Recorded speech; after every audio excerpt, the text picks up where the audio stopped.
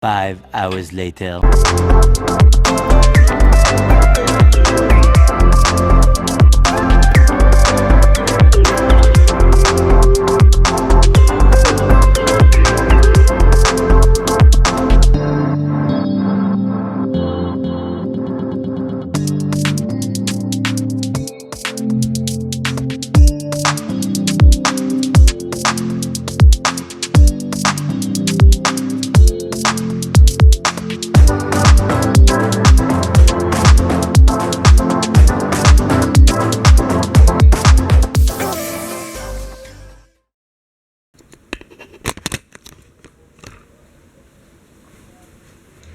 So we're back in my usual vlogging spot.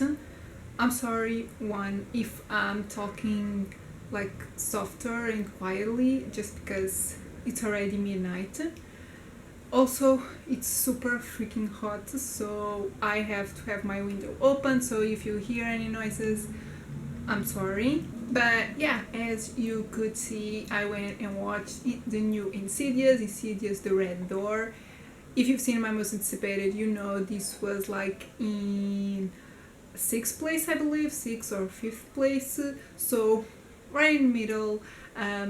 It's difficult to do like a good sequel when it's like the 5th installment, but I had high hopes because all these Insidious films are pretty much on the same level. Like the first two are way better than the other, like two like the 3 and 4th, but I actually really enjoyed the 4th one.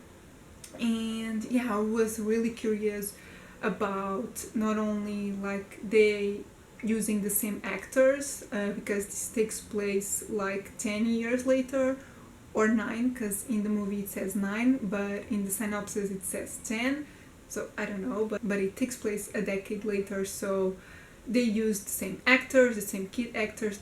That was really interesting to me. So spoilers, like that was one of my favorite things about the film.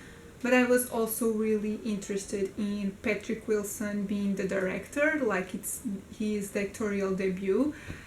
And because we're on that, let's talk about that. So when it comes to his directing style, I thought it was like a pretty basic first film. I love the color grading though, like the color grading, there's some really interesting scenes with reds and blues, like your typical Insidious vibe. So I really enjoyed that. But as far as like camera movements and interesting shots, they're all like pretty basic. None of them are like bad. He does one or two things that are interesting, but apart from that, it's pretty basic, not bad, not amazing, just fine. I did wish he was more in the film. I get it, because he was probably more focused on directing. So I would say this movie focuses like 70% on Dalton, so his son, like his older son.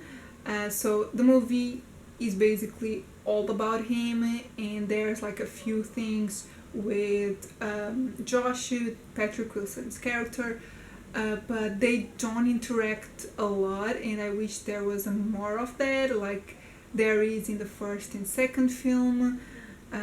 So yeah, I wanted a bit more, and overall I would say that's how I felt about the film. I thought it was fine, but I wanted a bit more. Like this is basically a remake of the first film. Is yeah, everything that happens in the first film happens in this one, with the astral projection and going into that other place, finding the demons and whatnot. Yeah, it's pretty much the same thing as in the first one, but with everyone older.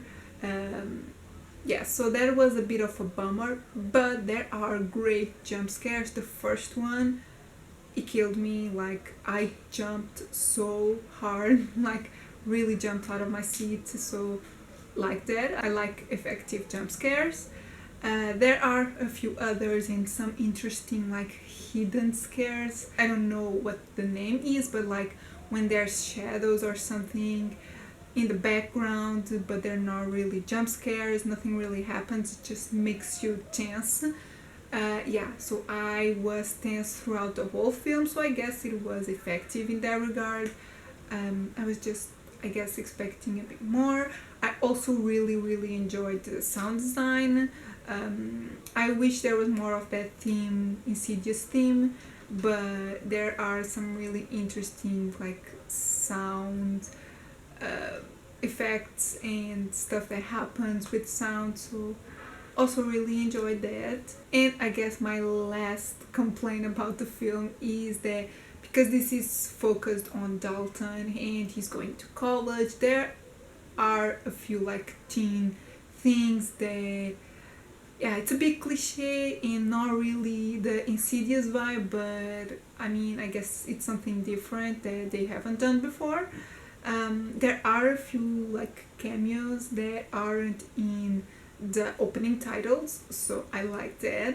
And yeah, I guess overall I thought it was a good film, like pretty average but with great jump scares. And yeah, I don't think it's a bad entry for the franchise, but this being the last one, I expected a little bit more.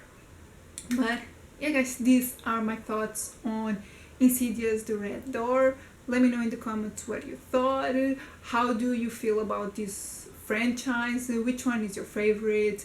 Mine is definitely the first one. Like the first and second are the best by far.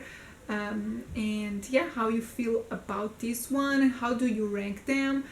I might do a ranking video, I don't know. Now that there are 5, I could do it. So if you're interested in that, let me know in the comments.